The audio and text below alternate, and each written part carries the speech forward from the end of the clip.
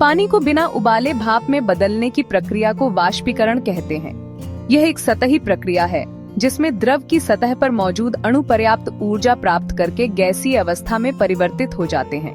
क्वथनांक एक निश्चित तापमान पर होने वाली प्रक्रिया है जहां द्रव का वाष्प दाब वायुमंडलीय दाब के बराबर हो जाता है। वाष्पीकरण किसी भी तापमान पर हो सकता है, जबकि क्वथनांक एक निश्चित तापमान पर होता है।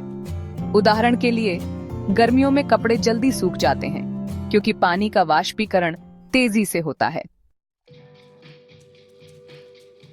द्रव के अणु निरंतर गतिशील रहते हैं। इनकी गतिज ऊर्जा अलग अलग होती है। सतह पर मौजूद कुछ अणुओं में पर्याप्त गतिज ऊर्जा होती है जिससे वे आसपास के अणुओं के आकर्षण बल को तोड़कर गैसीय अवस्था में परिवर्तित हो जाते हैं। यही प्रक्रिया वाष्पीकरण कहलाती है।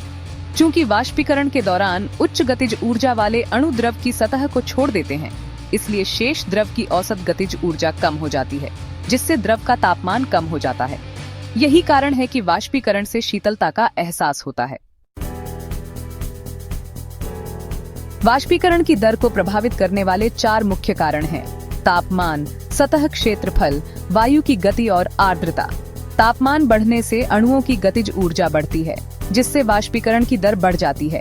गर्मियों में कपड़े जल्दी सूखते हैं क्योंकि तापमान अधिक होता है। सतह क्षेत्रफल बढ़ने से वाष्पीकरण की दर बढ़ जाती है। कपड़े फैलाकर सुखाने से वे जल्दी सूखते हैं क्योंकि सतह क्षेत्रफल बढ़ जाता है।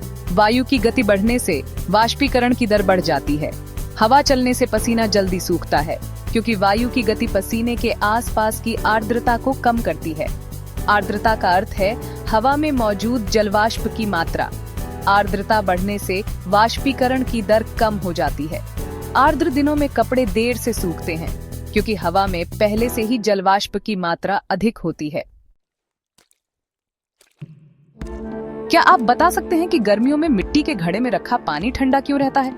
व्यायाम करते समय हमें पसीना क्यों आता है? क्या आप कुछ ऐसे तरीकों के बारे में सोच सकते हैं जिनसे हम कपड़ों को जल्दी सुखा सकते हैं?